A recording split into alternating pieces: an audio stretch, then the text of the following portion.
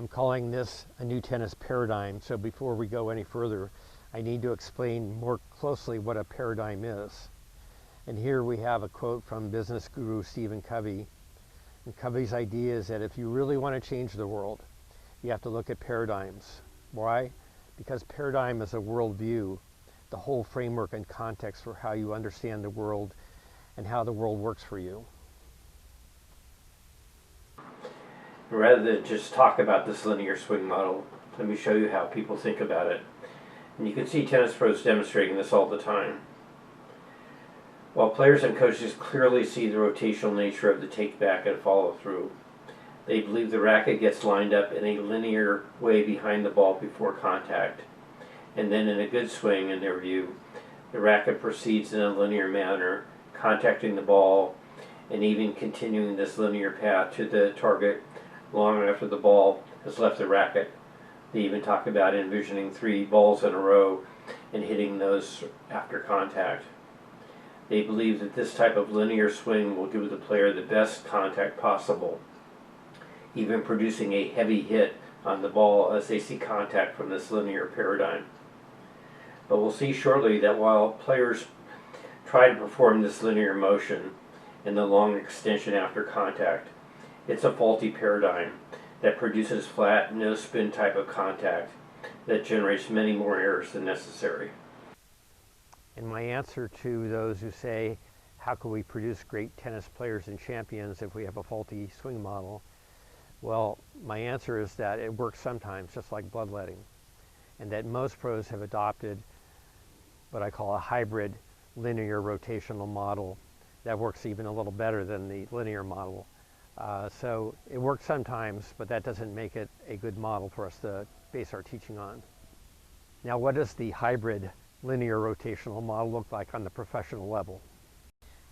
Here is Maria Sharapova hitting one of her forehands. And I think on her forehand, she shows you a good example of this linear rotational swing model. In other words, it's halfway between a linear and a rotational stroke.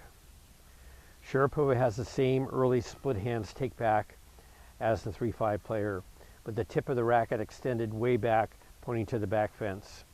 And she begins a huge swing forward and around from this linear extension of her hitting arm. And through this sequence, you can see the linear to the target elements of her body and swinging action. She gets her racket lined up behind the incoming ball early, and then pushes the racket through contact, and has a very extended push of this racket linearly towards the target. Of course, this is long after the ball has left the racket. Does this work? Has it worked for Maria Sharapova? Obviously, she has won 5 Grand Slams, so it has worked, at least worked well enough. But here I list all the negatives of this type of swing. First, the linear preparation of the body reduces the body torque and power of the swing. Next, this linear push through contact zone slows the racket down, reducing power. Third, this kind of swing produces a flat, no-spin sort of contact. Fourth, early or late squaring of the racket at contact is quite often the case, and this produces more errors than this. So if this paradigm is so faulty, Kim, why do we continue to use it? Well, I would say it's the same reason we continued to believe in the flapping of the wings paradigm for flight and the bloodletting for curing sickness. Largely, this idea was unconscious. It's just the way things are, the way we were taught. And yeah, in terms of bloodletting, sometimes it works, or works well enough. So we continue to use it mostly in an unconscious level. So let's look at the negative effects of this linear swing model on the serve. And for some in our audience, this is a bit of a repeat of a past lesson I presented, but I think it bears repeating. As it is, I believe it's a very clear demonstration of what's wrong with the linear swing model on the serve. Here we have a past great player and champion. In fact, the #1 women's player in the world at one point, Dinara Safina. And here we see Dinara, a great and powerful athlete, in the classic trophy position for the serve. Nothing wrong here. She looks like the model on a tennis trophy. But in the next frames of this high-speed video that we shot, we start to see a big problem developing in Safina's serve motion. The linear swing model encourages a player to prematurely pivot towards the target in preparation for the swing through to the target fashion. And here we see Safina prematurely pivoting to the front, opening up too soon. By the time we get to slide number 5, we see how much Safina has pivoted to the front, how much her shoulders have leveled, and her upper torso and chest are levering down, which will drag the racket down through the contact zone. And instead of hitting up on the serve, which will produce the proper topspin and trajectory over the net, she's dragging it through in a downward fashion. In slide 7, the start of the follow-through, we see the telltale signs of the linear swing model. This is this extended forward thrust of the racket towards the target. And in slide 8, we see the last part of Safina's follow-through.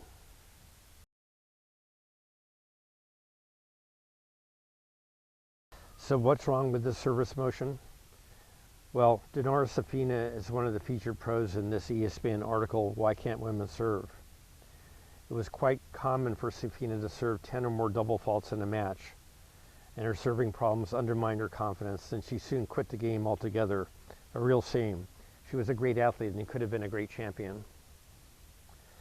So this headline, Why Can't Women Serve, has been running just about each year for the last 10 years. Here in 2017 is the New York Times headline, and we can see the latest version of this. So for the last 10 years, TV pundits and tennis journalists have been complaining that the top professional women can't serve. Now, think about that. Just imagine if we had an article running every year saying that ballet dancers can't dance, or that chess masters can't play chess. There's really something fundamentally wrong here. And for 10 years, there's been no answer from the tennis journalists or TV pundits, at least no good answer about why women can't serve. And with all due respect to Lindsay Davenport, the idea that the top pros in the women's game don't take pride in serving is kind of silly. They have their professional careers on the line and millions of dollars at stake. It doesn't make sense that they don't care enough to try to get their serves right.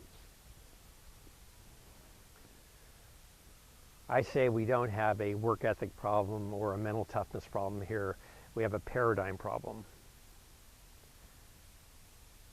And the paradigm problem is this linear swing paradigm model that players are basing their technique on.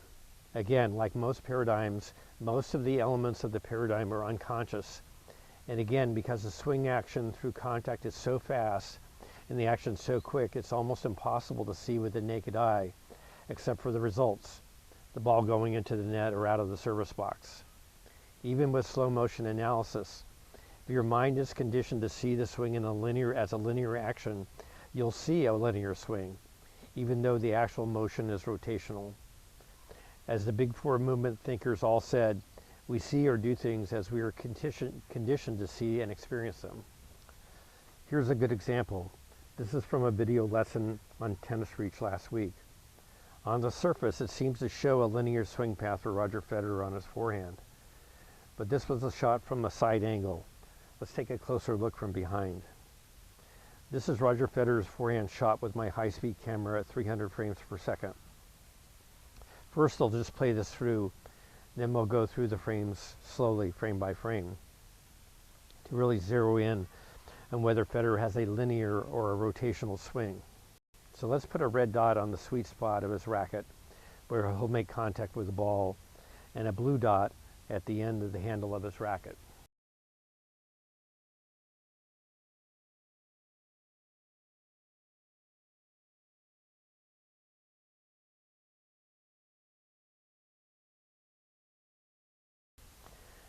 Now let's subtract all the photos of Federer and just look at the pattern of red dots, which is the pattern of his racket swing path. Now we can see clearly that Federer's racket swing path is a rotational action, not a perfectly circular action, but certainly nothing like a linear straight to the target swing that so many coaches teach their players. Now let's add in the blue dots, which captures the path of Federer's hand on the racket. Of course, we see a matching or mirror image of the racket swing, a rotational action. We see in this view that the linear direction of the ball towards the target is the result of a rotational racket and hand action by the player, this being Roger Federer. In fact, you'll see that right after contact, Federer's hand moves up and to the left, not linearly towards the target. And we see this same action in the rotational swing in golf and baseball. Going on now to look at the baseball swing. Here we have yours truly swinging a baseball bat to a ball on a tee. The shot is from the rear, just like I shot Roger Federer. I'm using the same camera set at the same 300 frames per second. And when we subtract out the photo content at the bat swing path, we see a rotational action. No, it's not as round and circular as the tennis swing we see with Roger Federer, but it's certainly not a linear swing to the target. In fact, in baseball and in golf, the linear swing is considered one of the chief flaws of swinging. So in baseball, they call this casting. So the arms are usually in the setup something like this. And for beginning players who haven't been taught to swing properly, they tend to throw out their arms in this idea of getting the barrel of the bat in line with the incoming baseball, just like beginning and relatively unskilled tennis players want to get the racket lined up and go through the target. So this casting of the bat out, casting of the racket out, is one of the chief flaws in swinging, because we simply don't have the rotational twisting and torquing that has to come closer to the body in order to move the bat through quickly into contact, or the racket. Now let's look at the golf swing. Again, same setup, me hitting a golf ball filmed from behind at 300 frames per second. And we'll be putting a red dot on the face of the club where contact will be made with the golf ball, and a blue dot at the end of the handle of the golf. Again, subtracting out the photo content and just viewing the path of the golf club head, we see another version of a rotational swing. Obviously one more vertical than we saw in tennis and baseball, because we always make contact in golf with the ball sitting at our feet. And in baseball, and especially in tennis, we make contact with the ball at various heights. And just as in baseball that the linear swing is one of the chief flaws, the linear swing model is one of the chief flaws, if not the primary problem in golf swings. What do I mean by that? Well, the golf club is taken back, and then when the player gets up here, suddenly this idea of safety and security starts to come into play. They want to get this club head lined up with this golf ball down here so they think they can hit it towards the target, towards the camera. So what they do is they start to turn prematurely. It's called coming over the top. And the swing becomes initiated much too early in the stroking motion. This is exactly what we have with the tennis linear model, where the racket is extended way back here. The player gets anxious about contact and then tries to line up too soon to make contact with the ball.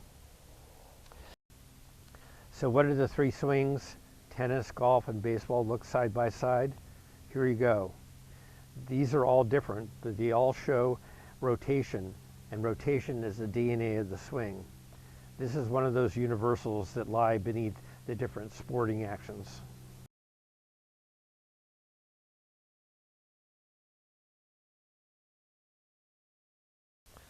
In fact, this idea of a universal rotating action of the body as representative of athletic action goes back thousands of years. And here we see Discobolus, or discus thrower, a Greek statue, the symbol of the Olympic Games, representing the ideal of athletic form. What does this rotational action produce? It produces all the dynamic actions we need in sport. Rotational spiraling movement, coiled springy power, smooth kinetic chain transfer of energy and power, and rotating acceleration and whip-like release. And in the modern era of anatomy and physiology, we've learned that when we peel back the skin, we see a human body composed of spiraling muscles that power spiraling, rotating actions that's involved with the rotational movement.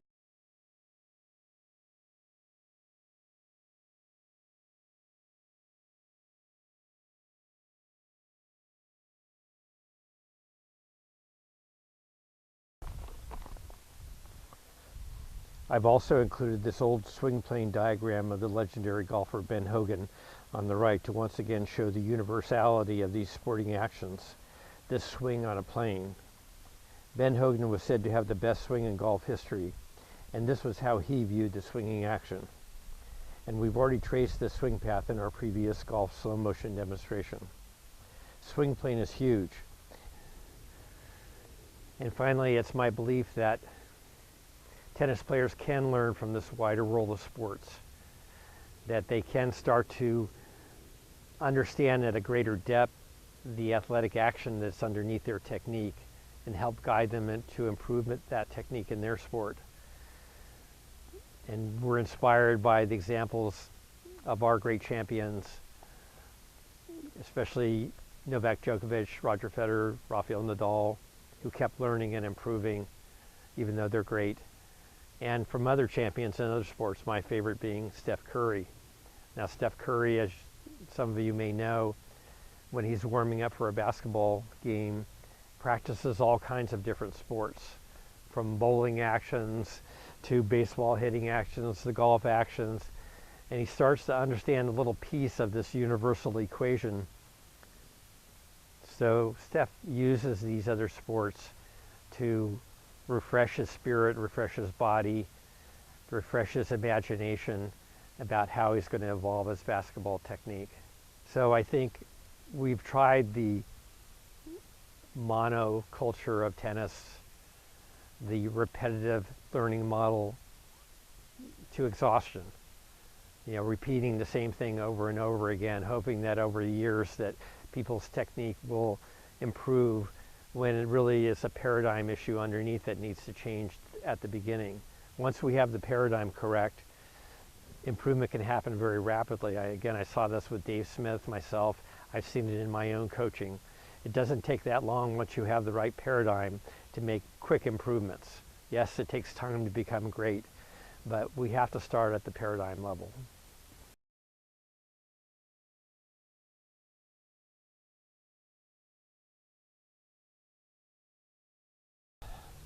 Of course, there's a lot of details about implementing this rotational forehand swing model and rotational swing model in general, but before you go today, I want you to go out and try to start experimenting with this right away. There's no reason to wait.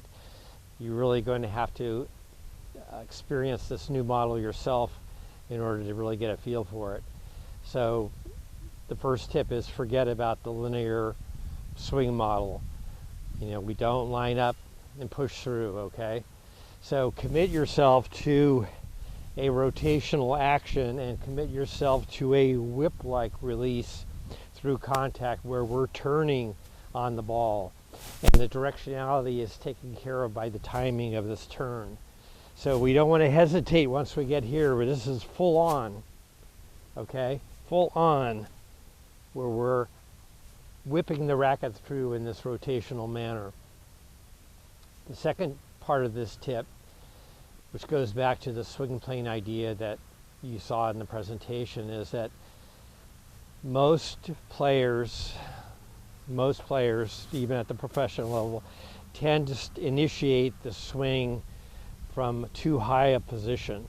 In other words, there's not enough verticality in their swing path. And this creates all kinds of problems in terms of trying to manipulate contact by rolling over and producing topspin that way. One of the best pieces of advice from my old coach Dave Smith is keep the plane the same. So once you commit to this more vertical swing path, keep on it. Don't try to manipulate things, scoop or roll over at the point of contact. If you make a mistake, you make a mistake, but you'll learn the right swing path. So we see this with all the great Federer, Nadal, Djokovic. They all have a much more vertical swing plane than the average player. and they make a lot fewer errors as well. So give this rotational model a try out. Don't hesitate. Get the swing plane more vertical and keep the plane the same.